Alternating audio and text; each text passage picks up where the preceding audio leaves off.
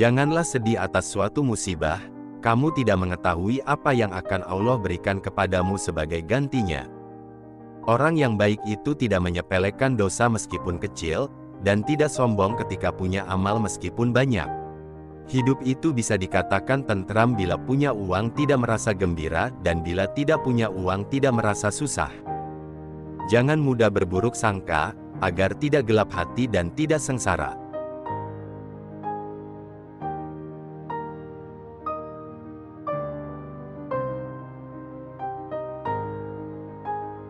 Kiai Haji Maimun Zubair atau yang biasa disapa akrab dengan Mbah Mun adalah putra pertama dari pasangan Kiai Zubair Dahlan dan Nyai Mahmudah. Beliau dilahirkan di Karangmangu Sarang, hari Kamis Legi bulan Sya'ban tahun 1347 Hijriyah atau 1348 Hijriyah bertepatan dengan tanggal 28 Oktober tahun 1928. Dari jalur silsilah kakek, nasab Mbah Mun sampai kepada Sunan Giri, sedangkan dari jalur silsilah nenek yaitu Nyai Hasanah binti Kiai Syuaib bin Mbah Ghazali bin Mbah Maulana, Mbah Lana seorang bangsawan Madura yang bergabung dengan pasukan Pangeran Diponegoro. Ayahanda Mbah Mun, Kiai Zubair, adalah murid pilihan dari Syekh Said Al-Yamani serta Syekh Hasan Al-Yamani Al-Maki. Kedua guru tersebut adalah sosok ulama yang tersohor di Yaman. Dalam riwayat pendidikannya, sejak kecil Mbah Mun sudah dibimbing langsung oleh orang tuanya dengan ilmu agama yang kuat, mulai dari menghafal dan memahami ilmu sorof, nahwu, fikih, mantik, balagah dan bermacam ilmu syara yang lain. Pada usia yang masih muda, beliau sudah hafal beberapa kitab di luar kepala diantaranya Al-Jurumiyah, Imriti, Alfiyah Ibnu Malik, Matan Jauharatut Tauhid, Sulamul Munawwarah serta Rohabiyah fil Faraidil. Selain itu, beliau juga mampu menghafal kitab fiqh mazhab Asy-Syafi'i, seperti Fathul Qorib, Fathul Muin, Fathul Wahhab, dan lain sebagainya. Pada tahun 1945 beliau memulai pendidikannya ke Pondok Lirboyo Kediri. Di bawah bimbingan Kiai Haji Abdul Karim atau yang biasa dipanggil dengan Mbah Manaf. Selain kepada Mbah Manaf, beliau juga menimba ilmu agama dari Kiai Haji Mahrus Ali juga Kiai Haji Marzuki. Kemudian pada tahun 1950, beliau berangkat ke Mekah bersama kakeknya sendiri, yaitu Kiai Haji Ahmad bin Syuaib untuk belajar dengan ulama di Mekah. Di antaranya adalah Sayyid Alawi Al-Maliki, Syekh Al-Elmam Hasan Al-Masyad, Sayyid Amin Al-Kuti, Syekh Yasin Isa Al-Fadani, Syekh Abdul Qadir Al-Mandali. Di sana ia belajar selama 2 tahun. Pada tahun 1965, Mbah Mun mendirikan pesantren Al-Anwar. Pesantren inilah kemudian menjadi rujukan para orang tua, untuk memodokkan anaknya untuk belajar kitab kuning dan turats. Sehingga akhirnya, masyarakat Sarang mengenal Kiai Haji Maimun Zubair sebagai sosok ulama yang harismatik. Kiai Haji Maimun Zubair wafat di Mekah, Arab Saudi, hari Selasa, tanggal 6 Agustus tahun 2019 pagi, pada saat beliau menunaikan ibadah haji. Beliau tutup usia pada dalam umur 90 tahun.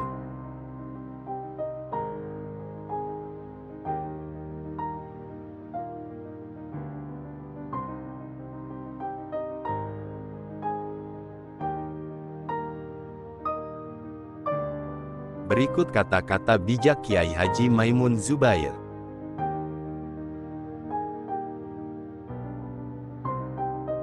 Jika engkau bukanlah orang yang menguasai ilmu agama, maka ajarkanlah alif ba ta kepada anak-anakmu, setidaknya itu menjadi amal jariyah untukmu yang tak terputus pahalanya meskipun kau berada di alam kubur.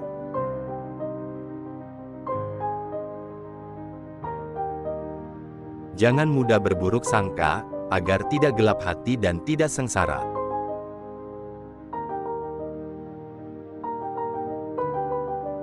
Banyak orang sakit, matanya sakit, tangannya sakit dan lainnya. Namun orang yang paling sakit ialah yang tidak mencintai dan merindukan Rasulullah Shallallahu Alaihi Wasallam.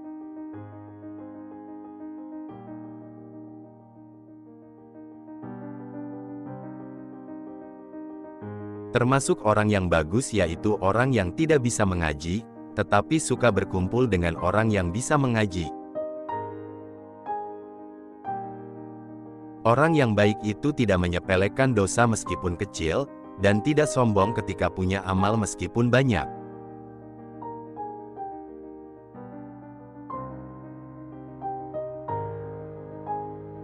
Jangan mikir kelak jadi apa, yang penting belajar giat.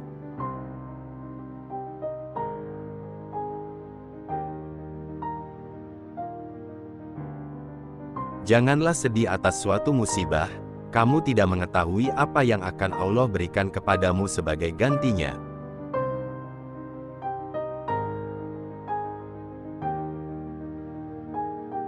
Jika kau tak bisa berbuat baik sama sekali, maka tahanlah tangan dan lisanmu dari menyakiti. Setidaknya itu menjadi sedekah untuk dirimu.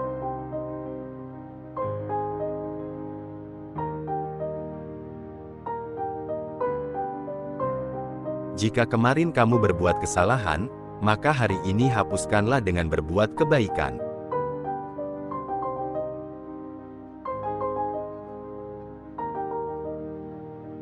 Kamu kalau ngaji jangan berniat menjadi kiai, tetapi niatkan menjalankan perintah Allah Subhanahu wa Ta'ala dan menjauhi larangan Allah Subhanahu wa Ta'ala.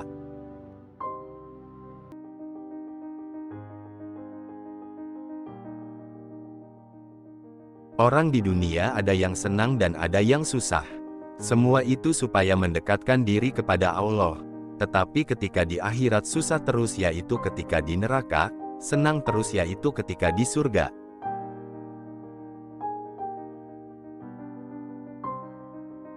Sebaik-baiknya perhiasan adalah istri yang solihah.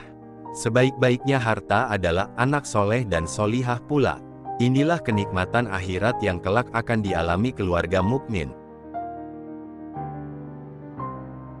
Kamu kalau jadi guru, dosen atau jadi kiai kamu harus tetap punya usaha sampingan agar hati kamu tidak selalu mengharap pemberian ataupun bayaran orang lain.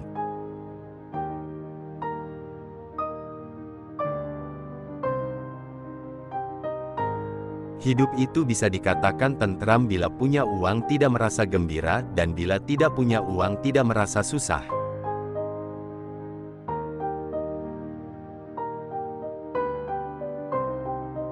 Salah satu faedah berhubungan dengan masyarakat adalah adanya uji coba terhadap diri pribadi. Hal itu untuk menguji coba hati, akhlak dan sifat-sifat batin yang tidak mungkin terjadi saat sendirian.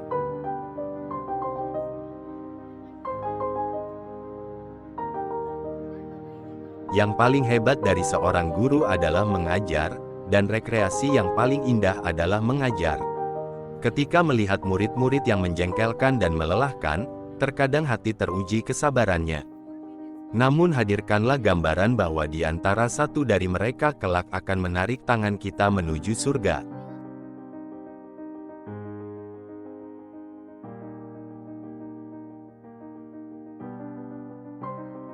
Jangan pernah meremehkan kebaikan. Bisa jadi seseorang masuk surga bukan karena puasa sunnahnya, bukan karena panjang sholat malamnya. Tapi, bisa jadi karena akhlak baiknya dan sabarnya ia ketika musibah datang melanda.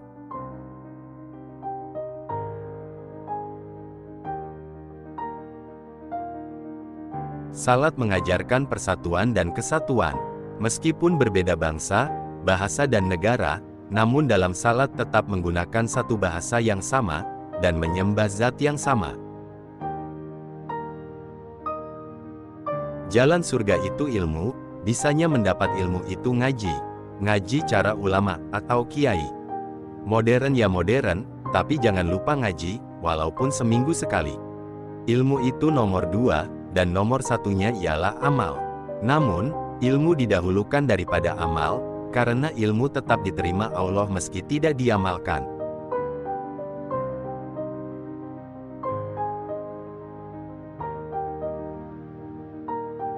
Semua barang itu akan hilang, orang makan daging juga akan hilang dagingnya.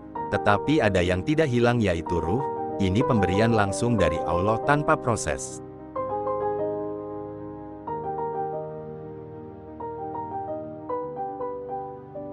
Sesuatu yang bagus itu tidak kelihatan, dan akan kelihatan ketika ada yang tidak bagus. Contoh, kamu tahu terang kalau sudah gelap, dan kamu tahu Allah ketika kamu tahu selain Allah. Orang ketika salat malam mengajak-ajak berarti itu menandakan tidak begitu ikhlas, karena waktu malam itu waktu istirahat, kalau mau salat memang dari keinginan diri sendiri.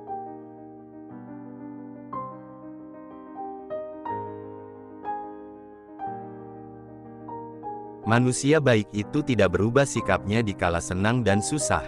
Uang mahar itu berkah kalau buat modal usaha, jadi nanti kalau kamu nikah usahakan uang maharnya yang banyak, nanti setelah nikah, kamu bisa minta izin istrimu untuk menggunakan uang mahar tersebut buat modal usahamu, insya Allah usahamu barokah.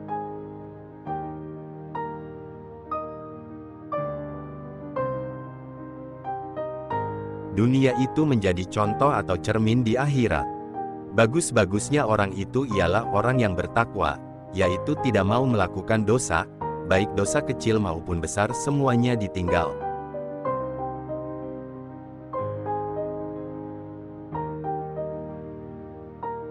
Jika memilih istri itu yang tidak terlalu mengerti dunia, karena seberapa anakmu soleh, tergantung seberapa soleha ibunya. Jika